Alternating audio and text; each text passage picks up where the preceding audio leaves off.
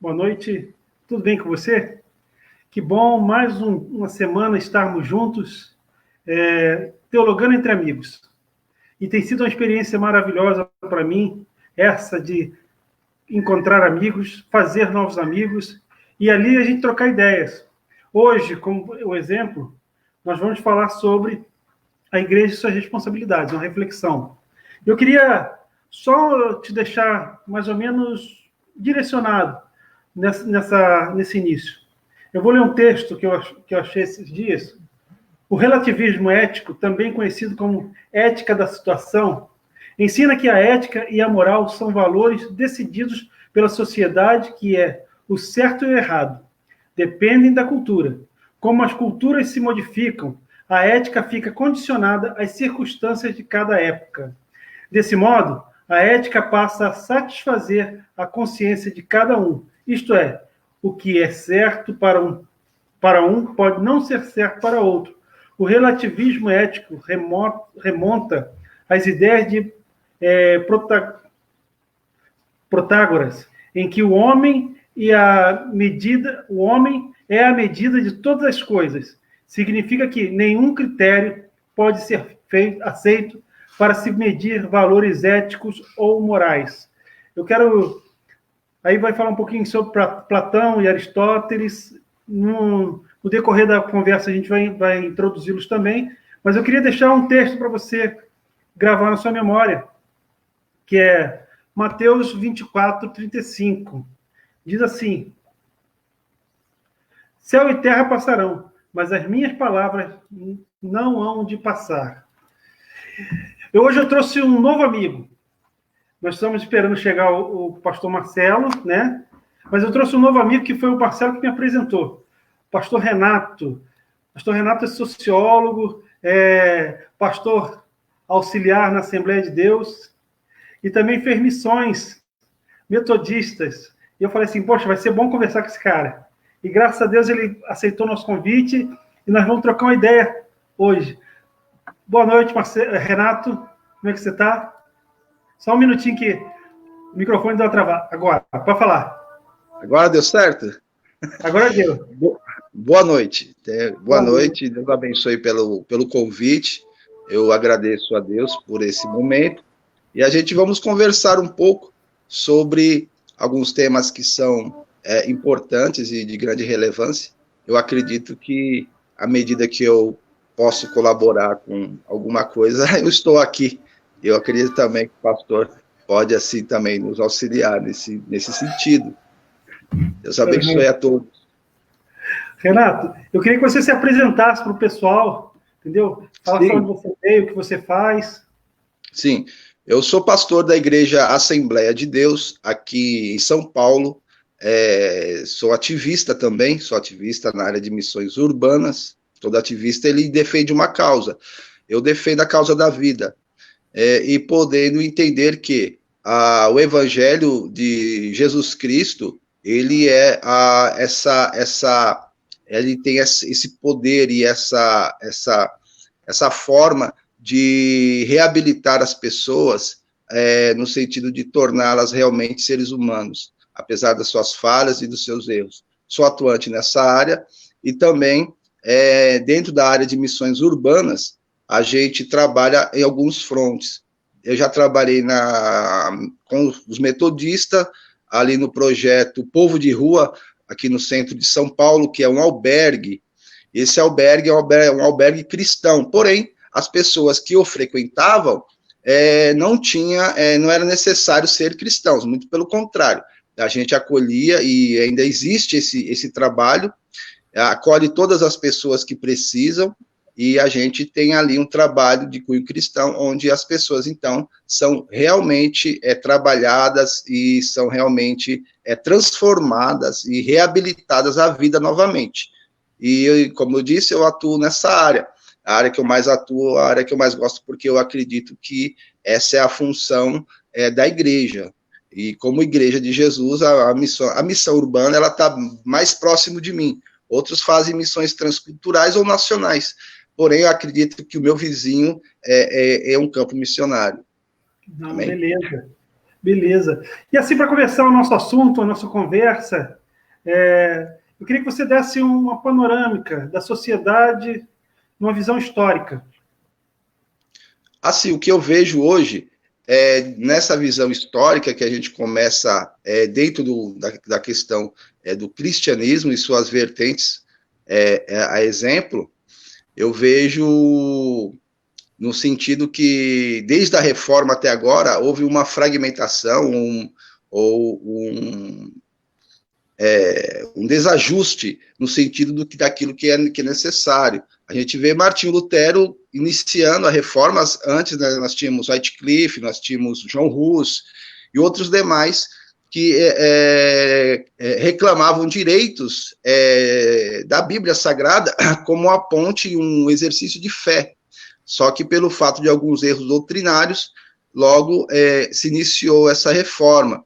E o que me chama a atenção acerca da reforma é que, por exemplo, Martinho Lutero, ele deu o primeiro salto em relação à educação em relação às crianças, formar as crianças, levar um conhecimento acerca de uma vida melhor e uma vida estruturada e preparada para ingressá-las a uma sociedade.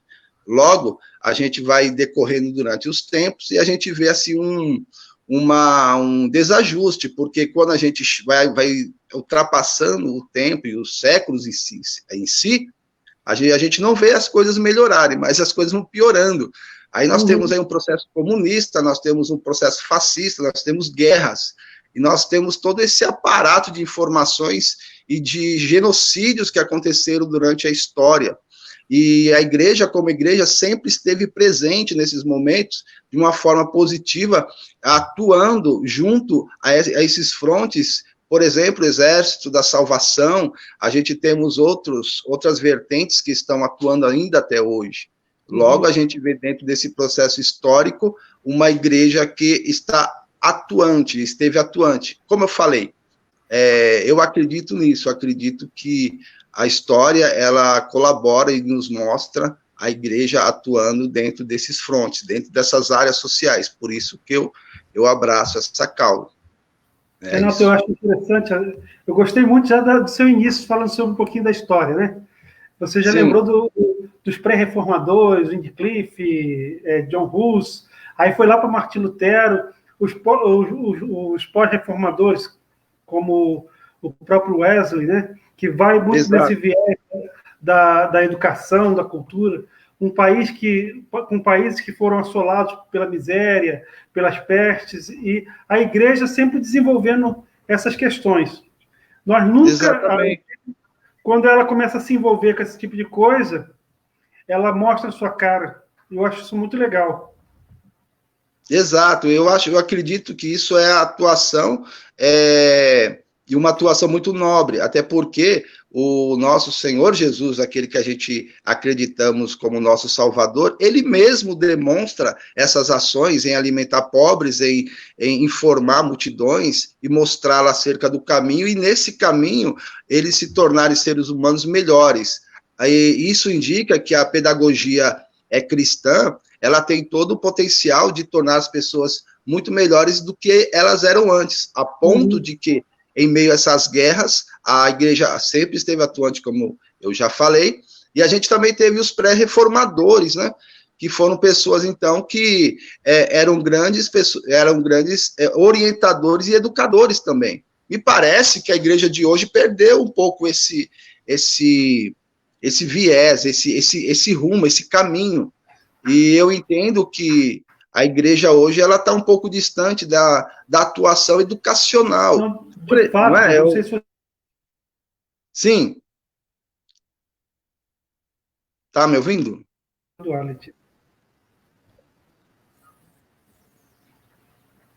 Pode continuar. Deu.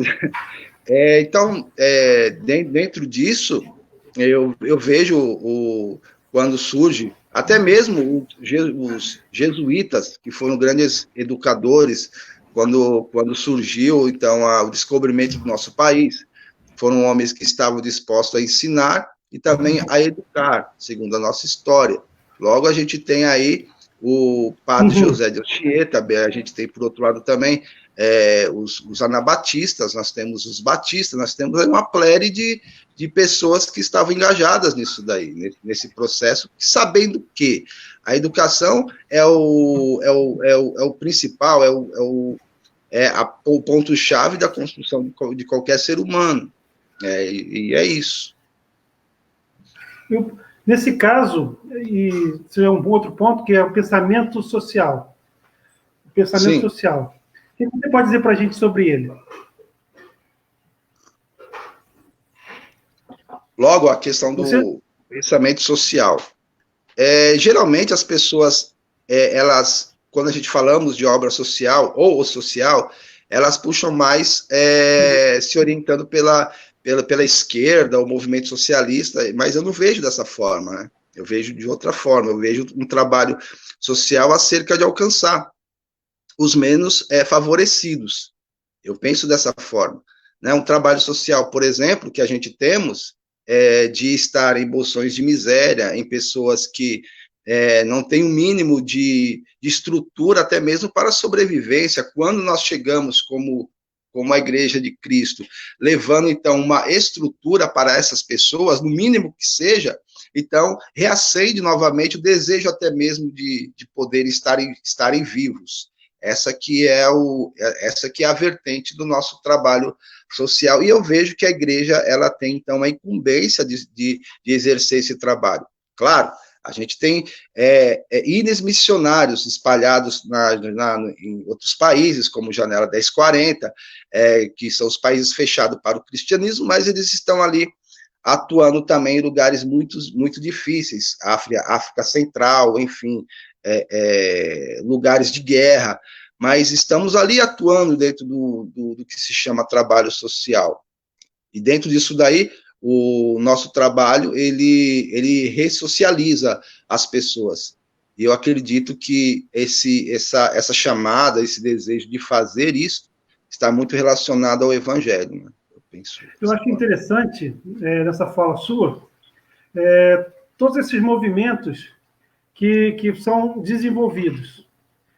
A gente não compreende todos, né? A igreja ela não abraça todos, e, ao mesmo tempo, ela deixa algumas questões alienadas, posso dizer assim. Mas você tem coisas bem mais, como esse trabalho que você fez lá em São Paulo, né? Algumas que são feitas aqui no Rio, por diversas igrejas e religiões também. Eu acredito muito naquela ideia que Jesus deixa bem claro: olha, se você fizer alguma coisa para os meus pequeninos, assim você vai estar fazendo por mim. Da mesma forma. Exatamente. Ele pede comida, você vai lá e dá. Se ele te pedir um abrigo, você vai e dá. Hoje, Renato, não sei se você tem a mesma compreensão, a igreja ela entrou para uma ideia só espiritual, né? A espiritualidade, o ganho, né? O ganho em termos de, olha, eu estou pedindo, Deus vai me abençoar, e esqueceu de que o olhar da igreja ele tem que ser para fora. Exatamente. Exatamente.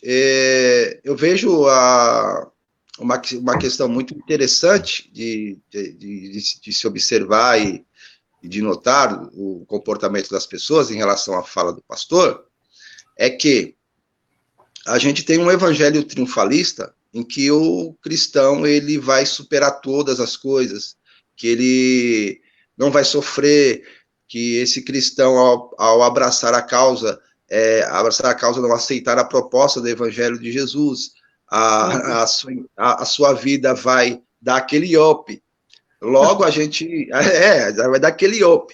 Então, a gente observa que as pessoas tá mostrando um Jesus para os falidos, né?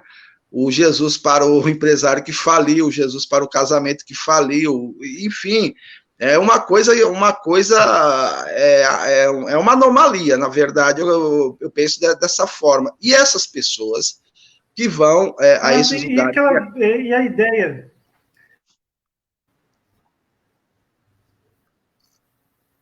Deu uma travadazinha. A ideia da visão que aconteceu muito na década de 70, que era a teologia da libertação. O que você pensa sobre isso? a teologia da libertação pelo Paulo Freire e companhia.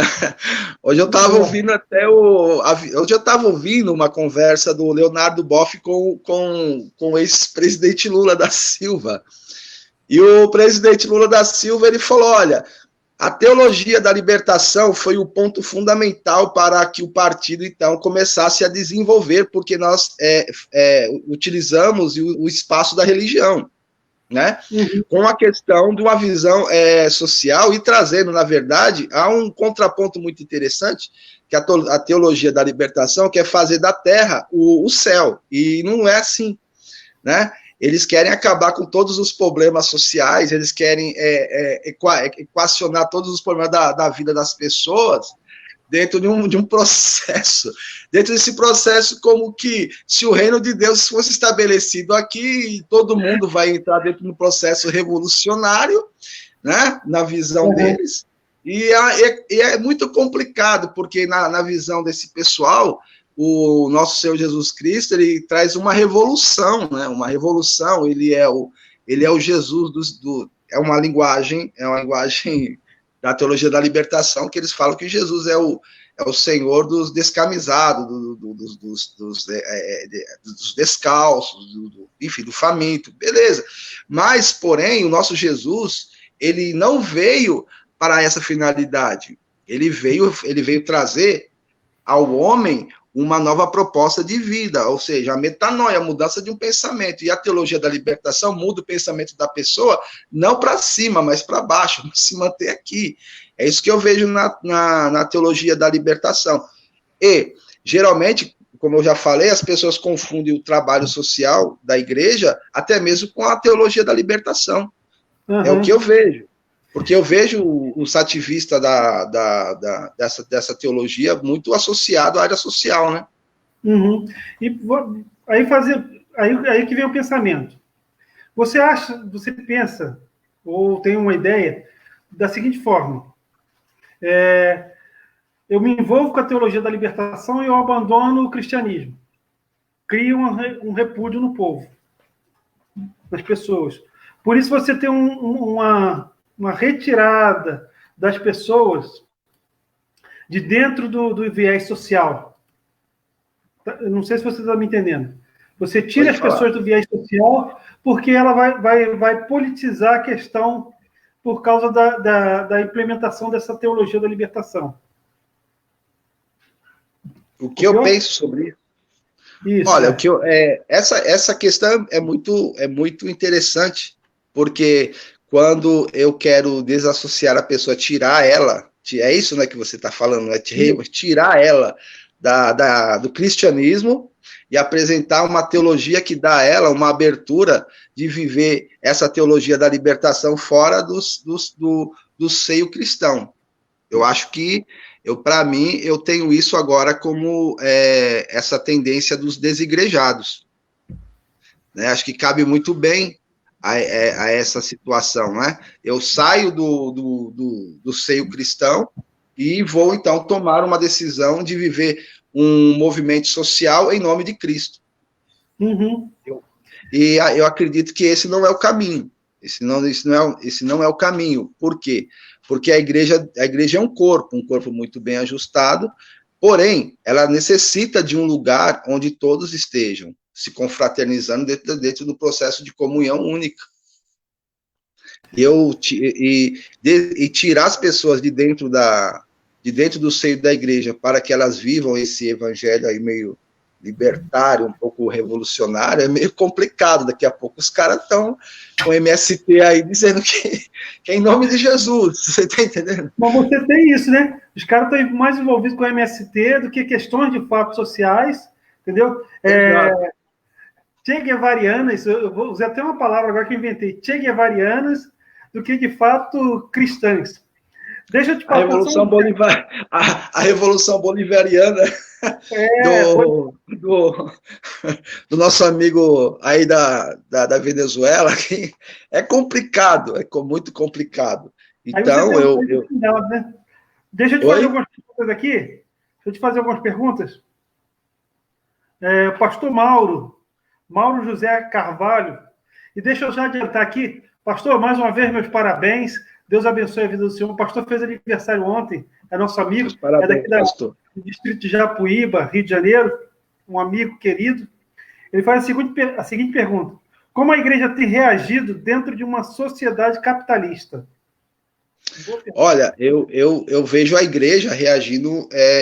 Eu percebo que a igreja está tomando uma forma do Estado. Eu percebo que a igreja tem tomado essa forma. Porque não adianta a gente querer falar que... Eu acho que o único modelo que funciona é o capitalismo, não tem outro. Uhum. Se tivesse, você pode me corrigir. Agora, em relação a isso, que a igreja trabalhar dentro de um processo capitalista, eu não tenho isso comigo, né? Que a igreja é uma igreja capitalista, que trabalha dentro desse modelo, dentro desse processo. Porque a igreja é a igreja de Jesus. Eu penso assim. Eu entendo da mesma forma que você. A igreja sendo a igreja de Jesus, mas ao mesmo tempo, eu vou até adiantar um pouquinho, vem o relativismo, né? Ela vai se adaptar a esse mundo novo com programações. Ela sai do cunho espiritual e tenta criar uma dinâmica nova. Você se adequar ao novo tempo. Por exemplo, quando essa questão do relativismo, quando a gente tem igrejas que as pessoas estão ali, mas elas não têm nenhum compromisso realmente com o evangelho, eu vejo isso. Então, vai relativizando até mesmo o pecado.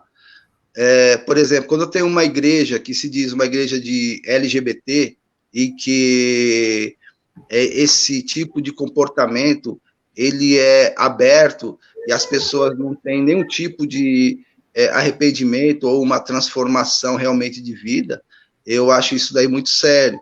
Então, vem se relativizar o evangelho de Jesus como se essas pessoas elas não sofressem ou não teriam nenhum tipo de problema estando dessa forma.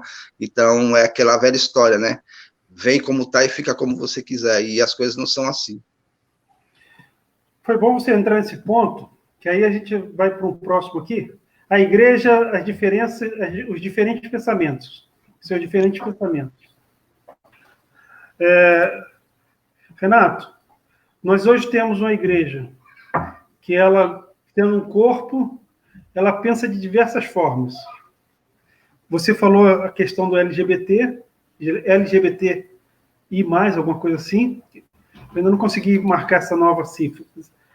Sim, o movimento LGBT, e a gente tem movimentos relacionados ao cristianismo, que se diz movimentos que tem uma relação com a igreja, até mesmo de adicção, né? Igreja de adictos, igreja de homossexuais, enfim. Então, a gente tem um problema aí. Por quê? Vamos lá. Eu penso da seguinte forma, um pouco que eu entendo sobre o marcusianismo, né? Que ele entendeu que o proletariado seria, então, uma forma de uma revolução. Entende o que eu vou falar? Seria uma forma de uma revolução em que o movimento socialista seria, então, fortalecido, até porque não existe proletariado fora do seu país. Certo. Então, Marcuse... Só para eu cumprimentar os amigos aqui, rapidinho. Sim. Coisa de minutos. Eu quero cumprimentar quem está assistindo a gente, o Adão Gomes, o amigão de São Paulo, Augusto Neto, um outro amigo também de São Paulo, são da capital aí, Lucas Médici, da cidade de Rodeiro, um outro amigo também querido, Faria Boia. Não, é o Lucas Médici, que eu li embaixo. Cara, é bom ter vocês aqui, que bom vocês estarem assistindo com a gente. Desculpa aí, Renato, ter te atrapalhado. Não, tá tranquilo, então. Pessoal. Amém. Deus abençoe a todos os irmãos. Deus abençoe mesmo. E assim, então, você vê, o Marcos, ele vê esse lado, né, do loop proletariado, onde agrega toda deixa eu tirar aqui, aquilo que se chama grupo proletariado, que é prostitutas, ladrões, drogados, bêbados. Então, fazem desse pessoal, então, o seu exército. Logo, o que acontece? A gente tem uma igreja que acolhe essas pessoas também. Então, você imagina só, uma igreja que acolhe essas pessoas, que elas vêm de uma vida dessa, né, uma vida complicada, e essas pessoas começam, então, a se desenvolver, a crescer dentro do seio cristão. Só que com nenhum tipo de transformação de vida. Logo, o que nós temos aí? Nós temos, então, um povo com esse perfil dentro da igreja e fora da igreja. E se esse povo dentro do seio da igreja não for transformado, não fazer a diferença, então nós temos o quê? Tanto fora como dentro, um grupo de pessoas que falam a mesma língua, e não há uma linha divisória dentro disso. E logo eu percebo que a igreja começa, então, a ceder, se é assim que cabe o termo, abrir um espaço em que as pessoas com esse perfil acabam exercendo funções eclesiásticas, sem um mínimo de transformação. Então, o que acontece? Nós temos aí, então, um movimento enraizado dentro da igreja que tem um viés comunista, o viés socialista de Marcuse. Mas, ao mesmo tempo... pode falar, pode terminar, desculpa. Sim, assim, e os pastores... me parece que não estão se dando conta disso. Sabe por quê? Porque quando eu faço esse trabalho social, eu saio para fazer a missão, para evangelizar, às vezes de madrugada, às vezes durante o dia, e a gente vai para as ruas, o que eu mais vejo são essas pessoas conhecedoras da palavra de Deus, sem nenhum compromisso. Conhece a palavra, mas não tem nenhum compromisso com a palavra. Não sei se está dando para vocês entenderem o que eu estou falando. Então, o que acontece? Nós temos, então, um processo político que me parece que está dentro da igreja e está, então, quebrando os alicerces das doutrinas e levando, então, e trazendo um novo modelo de igreja sem nenhum tipo de transformação. Então, esse espaço se torna, então, um espaço, um encontro de pessoas com esse tipo de perfil. E, particularmente, eu acho isso perigoso. Renato, eu vou te fazer uma pergunta e depois eu vou te passar mais uma pergunta aqui do Adão Gomes. A igreja, ela tem que estar de portas abertas. Sim. Certo? Aí que tá. Para todo tipo de pessoa. O homossexual, o drogado, a lésbica, o homossexual no geral, o drogado, o cidadão em questão de risco, né, de rua. E como é que a gente vai trabalhar isso, então? Eu vou citar um exemplo meu. Eu posso... Deixa eu só citar um exemplo meu. Quando eu estava fora daqui, eu estava em Minas Gerais, eu recebi uma pessoa na igreja que ela tinha esse perfil homossexual. É uma cidade pequena, encontrei essa pessoa, cumprimentei. Ela virou para mim e falou assim: pastor, pessoa que sabe da minha opção sexual, isso vai pegar mal para o senhor. Eu prontamente abracei e falei para ela assim: fulano, eu não aceito seu pecado. Não aceito seu pecado. Mas te amo, porque a palavra me diz que eu tenho que te amar. Aí dei um abraço nele no meio da rua. No primeiro domingo estava essa pessoa lá na igreja. No segundo, ele mais um, da mesma opção. E assim por diante. Entendeu? O número cresceu. E a gente estava fazendo trabalho junto a eles. Certo? E aí, sim, volta a pergunta. Como é que a gente pode tornar essa dinâmica no texto de Romanos, que diz que tem que haver mudança de mente nessas pessoas, mas há mudança de mente na gente também? Olha, eu particularmente, eu falo da minha experiência dentro desse processo que eu discipulei essas pessoas, tá? Abrimos um trabalho aqui em Santo André, uma casa só para homossexuais, tá? Então, a gente acolheu em torno de 20 travestis e mais algumas meretrizes e lésbicas. Então, a gente tinha em torno de 50 pessoas desse perfil.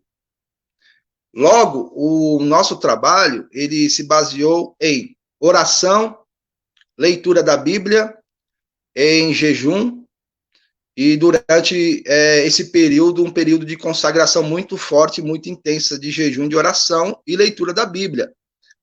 E eu sendo responsável por esse discipulado, eu tinha que estar lá, eu tinha que estar fazendo esse trabalho durante muito tempo.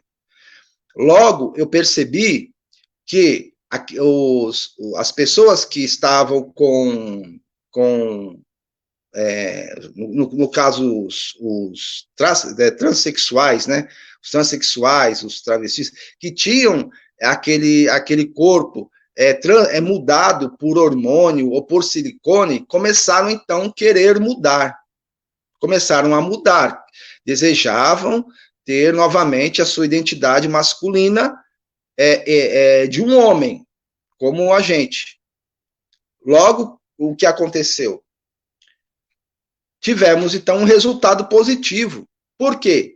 Porque esse processo de oração, de leitura das escrituras e de consagração foi o fator principal para a mudança do pensamento dessas pessoas. Agora, o meu pensamento em relação a essas pessoas é o pensamento que eles podem mudar, porque eu, pelo fato de ter estado dentro desse trabalho, eu pude ver a mudança. Inclusive, teve uns que se casaram, hoje são pastores, hoje são pais de família e pessoas abençoadas. Então, eu não tenho como negar que a palavra de Deus não faz o seu efeito. Porém, eu fico um pouco apreensivo e preocupado quando uma igreja acolhe essas pessoas e elas não têm o devido preparo para recebê-las e não tem quem esteja ao lado discipulando essas pessoas. Aí que a situação fica um pouco difícil. Por quê?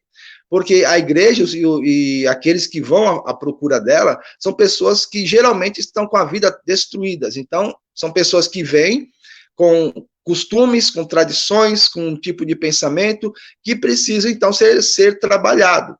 E é necessário que haja um conjunto de pessoas que tenham o papel fundamental para discipular essas pessoas e poder ver nelas o resultado do Evangelho de Jesus. Foi o que a gente fez, e deu certo. Inclusive, tinha uns que eram operados, e ele tinha um grande problema, porque ele vinha me perguntar o que é que ele iria ser, porque ele já tinha feito a operação, a cirurgia. Eu falei, olha, você tem que assumir a sua natureza, como ela é. E o Senhor Deus, eu não sei te explicar, mas só Deus assim o sabe, o recolheu. Essa pessoa chegou a óbito. Mas ela falou que queria ser salva, que não jamais queria perder a salvação por meios nenhum. Enfim, ela... Eu estou olhando aqui do lado, porque geralmente esse programa a gente consegue ler as perguntas aqui na tela, né? Aí não sei porque houve um probleminha, eu estou tendo que olhar no celular. Deixa eu só fazer a afirmação que o Adão mandou para a gente, e depois tem mais uma pergunta do pastor Mauro. O evangelho está sendo invertido. Hoje, o versículo, zero versículo, e façamos um Deus conforme os nossos pensamentos e ideologias. Na Bíblia Sagrada diz, façamos o homem conforme nossa imagem e semelhança. Hoje se inverte, né? Nós viramos o Criador e Deus a criatura, pelo que eu entendi aqui da fala do Adão. Eu entendi que... Sim. Pode falar. Pode continuar. Eu entendi o que ele quis dizer. Eu entendi o que ele quis dizer. Que as pessoas estão invertendo os valores. Tem uma fala do Friedrich Nietzsche, que eu acredito que cabe bem a essa expressão, Aham. que ele fala que Deus está morto. Mas o Nietzsche, as pessoas sempre pegam esse espaço, né? Sempre pegam essa fala só nesse espaço. Mas o Nietzsche já falava que Deus está morto, cujo o seu mausoléu é a igreja. Por quê? Porque Nietzsche, na sua época, ele já via que as pessoas já não estavam adorando a Deus, mas estavam fazendo culto a si mesmas e tornando Deus um mero escravo dos seus desejos. E por essa razão, o Nietzsche ele fala que Deus está morto, porque as pessoas, então, faziam o culto dentro daquilo que se chama homem, e os seus desejos estão valendo muito mais do que a própria vontade divina. E quando isso acontece, então, Nietzsche diz que Deus já não tem tanto sentido dentro da própria igreja, como Deus. Mudamos pouco. Mudamos pouco. Do período de Nietzsche para agora. Pastor Mauro diz assim: a igreja está preparada para esse tipo de situação que vivemos nos dias de hoje. Eu acho que a igreja não está preparada para esse tipo de situação que vivemos nos dias de hoje. Eu vou partir da mesma princípio dele. A gente tem um problema. Pode falar, pastor. Não, eu concordo com a fala dele aqui, que nós Sim, não eu também. preparados.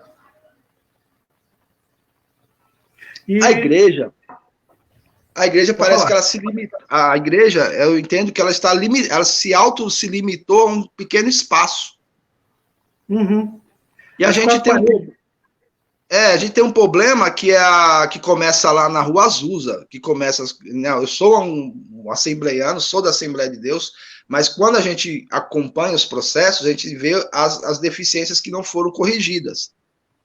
A gente tem lá na Rua Azusa aquele avivamento, logo depois, aquele movimento de avivamento pentecostal, aí surge, então, a teologia das riquezas, né, que é a teologia da prosperidade, porque os pastores pentecostais dos bairros pobres, lá dos Estados Unidos, onde se deu o avivamento, começaram a se tornarem ricos.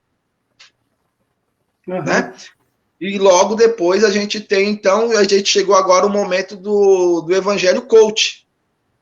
Você vê as fases que está se passando, e me parece que o que o Bauman fala dentro disso, me parece que cabe, quando ele diz que numa sociedade líquida, nada é para durar. Então, me parece que esses movimentos que vão passando dentro da igreja um pelo outro, me parece que não é para durar. Mas as pessoas se esquecem de uma coisa, que as escrituras continuam sendo a mesma, e é necessário utilizar a escritura sagrada, para poder realizar a obra que realmente é necessário, para que a igreja mude. Logo, nós temos um outro problema. Esse problema do relativismo, o problema da imoralidade que está tomando o planeta de uma forma muito, muito rápida. Para você ter uma ideia, não sei se o pastor sabe, lá na França já foi legalizada a pedofilia. O sujeito ele pode ter um relacionamento que ele não vai preso. Aqui no Brasil já tem encaminhamento para isso. Então, a gente tem um processo muito forte de abortistas, a liberação das drogas. Para você ter uma ideia, nós temos um projeto que eu não quero falar, enfim, né? Que é o aborto pós-parto, ou seja, se a mulher tem no filho, ela tem o direito de escolher entre a morte e a vida da criança. E segundo aquele que criou esse projeto, a criança não é ainda o ser humano, é uma massa informe, uma massa que não sabe nem que definição do que realmente é. Então, nós temos um mundo desse jeito. E como que a igreja, num mundo desse jeito, em que essas pessoas, elas conseguem, então, através de ações, PL, portarias, ações administrativas, se não me falha a memória, conseguirem leis que garantam a elas esse tipo de postura e defesa do Estado, como que a igreja, então, vai reagir? A igreja vai ter que reagir em função da vida contra o próprio Estado que está amparando todos esses projetos. Como que fica? Aí a gente vai nessa agora.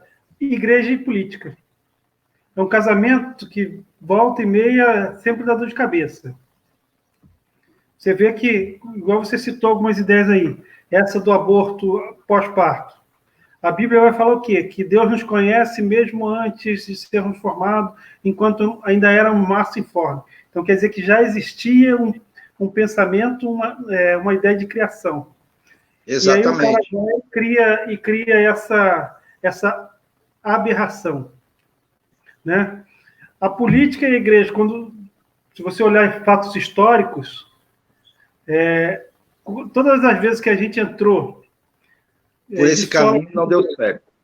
Nunca deu certo.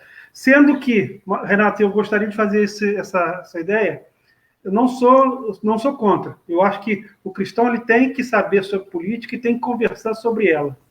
Exatamente. Tem que ter sua opinião formada, até mesmo para poder, no futuro, se posicionar e exigir, né, os seus direitos. Fique à vontade. Olha, eu acredito naquilo que Paulo fala, né, em Atos, que ele diz que é melhor obedecer a Deus do que os homens. Ele já está... Eu acredito nisso. Eu não acredito que os apóstolos e os mártires foram mortos porque eles eram a favor de todas as leis.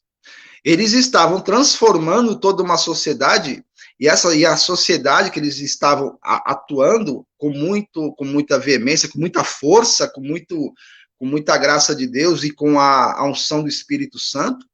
Então, a sociedade da época já começava a ver o poder da atuação da igreja e a transformação de uma sociedade.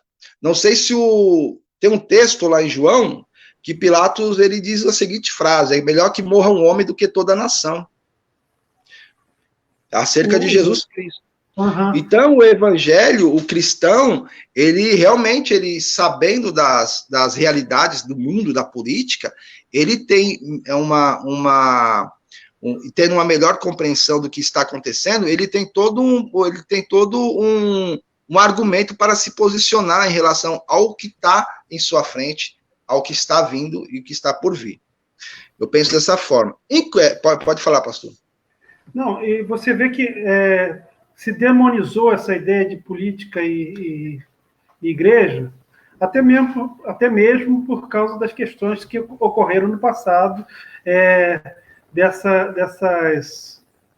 desses pontos que, de repente, não foram muito corretos dentro da política e da igreja. Mas há necessidade. Porque, sim, como você falou, se nós, enquanto igreja, que a Bíblia mesmo vai dizer, olha, vós não sois desse mundo, né? Mas nós ainda vivemos nesse mundo. Então, nós temos que participar com os nossos pensamentos e auxiliando na criação de leis que possam ter vida moralidade. Só que a gente temos um problema, nós temos eu acredito que cabe esse tipo de argumento aqui.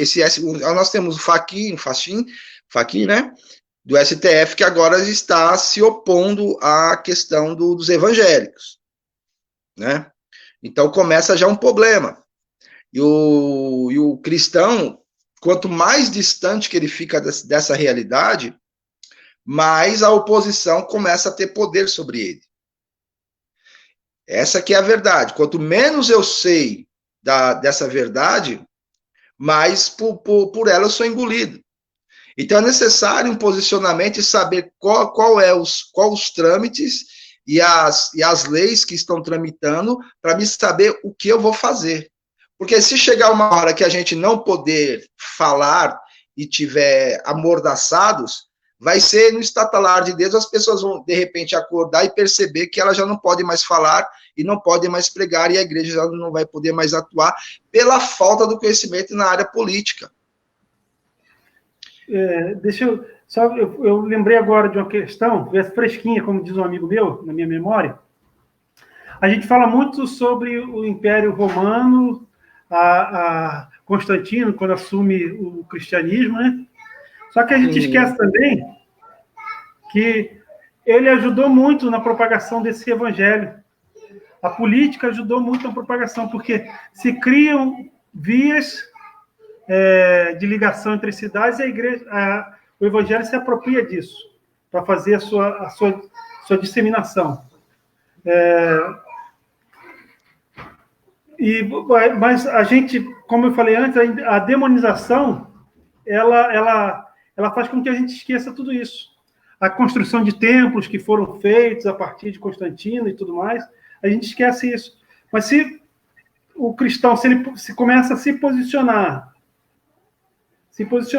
olha, nós não aceitamos esse candidato. Por quê? Aí explicar o porquê também, né? Porque não pode ficar alienado todo. Exatamente. Através desse candidato que ele vai se posicionar, que ele se posiciona, ele pode escolher, que nós já temos condição de escolher o presidente, deputados e tudo mais, porque nós aumentamos em número, né? Aí, sabe, assim, eu vejo um certo problema. Eu estava lendo um livro chamado Sociedade Líquida, e o Bauman ele me chamou a atenção numa fala dele, que a política está obsoleta. Olha que interessante, ele começou a explicar o porquê. Nós temos um problema em relação à política, porque as corporações, por exemplo, elas no mundo, isso é quase que no planeta geral, estão comprando as dívidas dos governos, certo? Quando essas corporações elas compram essas dívidas e o governo não tem condições de pagar as dívidas, logo essas corporações têm então a influência direta sobre o governo e joga suas cartas. É o que eu li, é o que eu estou prestando muita atenção. Logo, nós temos uma agenda da ONU, nós temos uma agenda globalista que está em andamento, em que as corporações fazem todo o processo financiador disso. Então, se os governos estão com dívida com as grandes corporações, Rockefeller, Clube de Roma, essas corporações poderosíssimas no planeta, então o governo então vai ter que aceitar certas regras. E candidatos de valores cristãos dentro do governo é viável, porém corre-se o risco também dessas pessoas não serem ouvidas. Por quê? Pelo fato do amparo das leis, como eu já falei. Se nós temos aí alguns... Eu posso falar aqui nome de pessoas e corporações ou não? Posso, né? Nós temos aí... nós temos aí os globalistas, nós temos aí o financiador disso tudo, os Rockefeller, Jorge Soros e companhia, que eles querem tomar de qualquer jeito e fazer essa mudança no planeta inteiro. E o que eu percebo que a pedra no sapato desse pessoal é justamente a igreja. É justamente o modelo judaico-cristão, que é o modelo conservador. A igreja sempre teve o seu papel de farol, de dizer o caminho. Né? Exatamente. O pastor Mauro, ele faz a pergunta: qual a diferença entre a igreja e a política? Olha, eu vejo a política, que é a forma de ação. Se eu dou poder a alguém, esse alguém tem o poder de ação política. A igreja também tem a sua política. A sua política regida com a palavra de Deus. Eu penso dessa forma.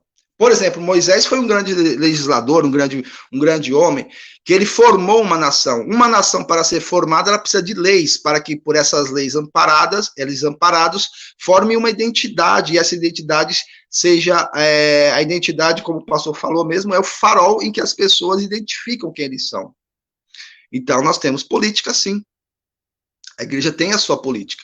Se a igreja ela tem o seu amparo na palavra de Deus, e essa palavra, então, ela, segundo as escrituras, nós somos uma nação santa, um povo eleito, separado para as boas obras, automaticamente nós temos uma identidade formada pelas escrituras sagradas. E isso é política. Verdade. É um posicionamento. Renato, agora nós temos... Sim. Nós estamos entrando nos últimos 10 minutos. Já está acabando, pastor? Já, o papo está legal. É porque o papo fica bom, a gente acaba se perdendo tempo. Um último ponto, e aí eu gostaria que você fosse breve, você tem 5 minutos para ele. O relativismo dentro da igreja, da sociedade, né? Eu já até comentado alguma coisa sobre isso.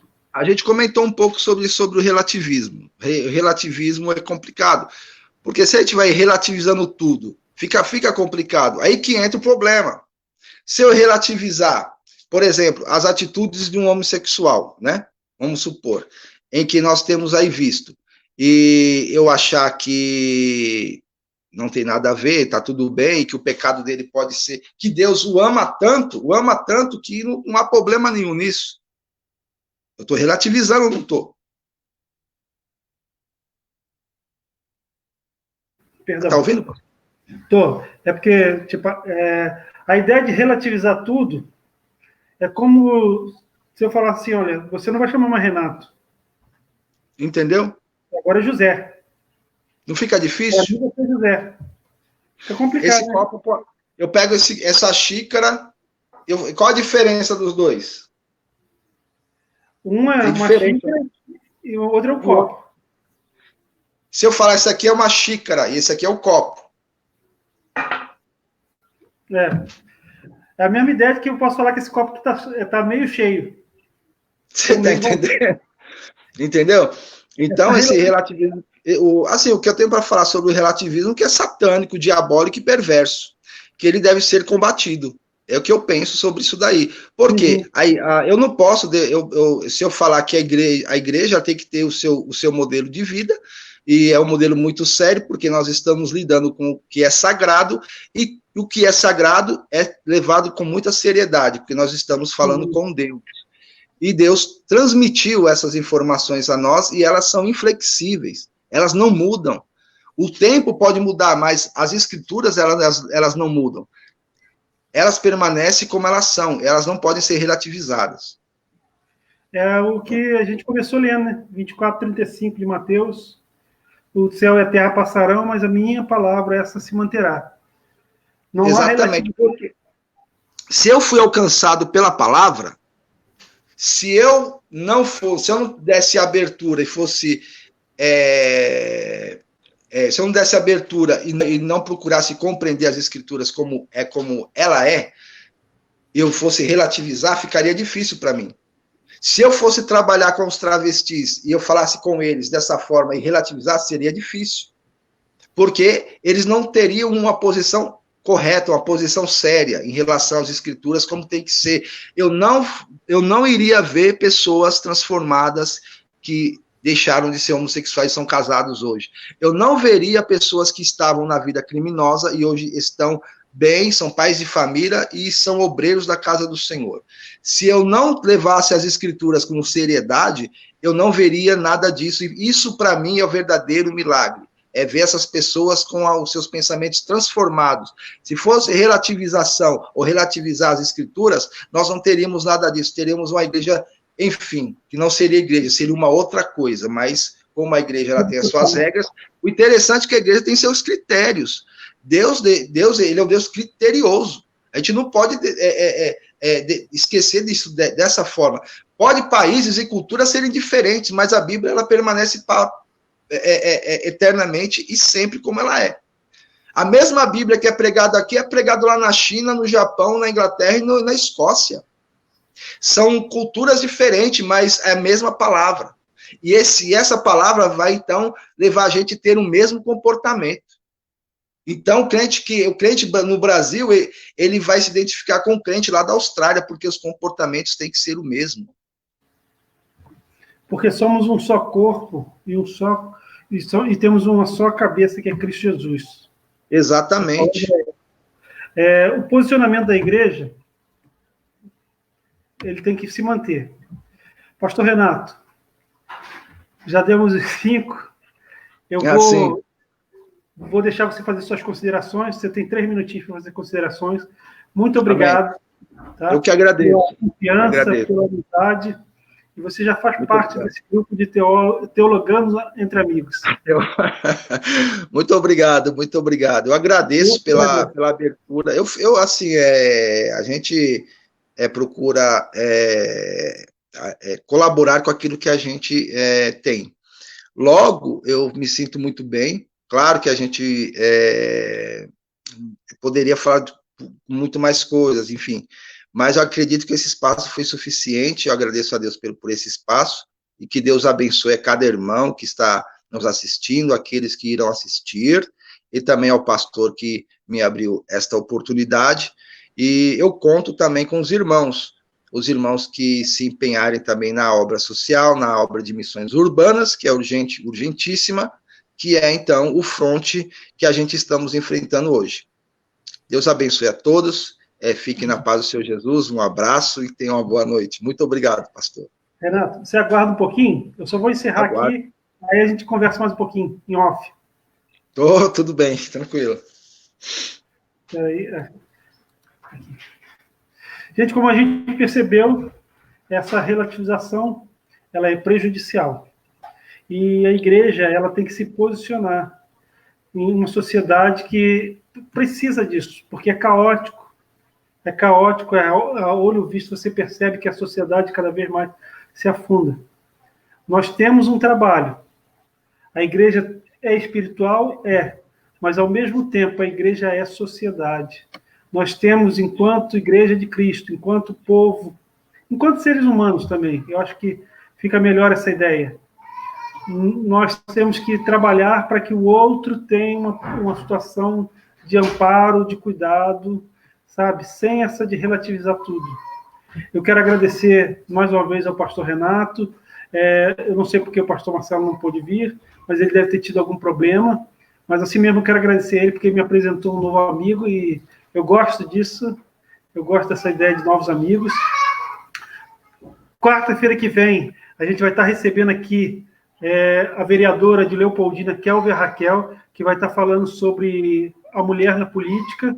E nós vamos um pouquinho mais sobre assunto de política, porque também é próprio, porque nós precisamos falar, como disse aqui antes, a igreja ela tem que se posicionar e tem que mostrar a sua cara e tem que saber em quem que ela vai votar. E é bom que a gente vai ouvir a partir do olhar de uma mulher atuante na cidade onde ela está. Gente, muito obrigado, uma boa noite, um bom restante de semana para você.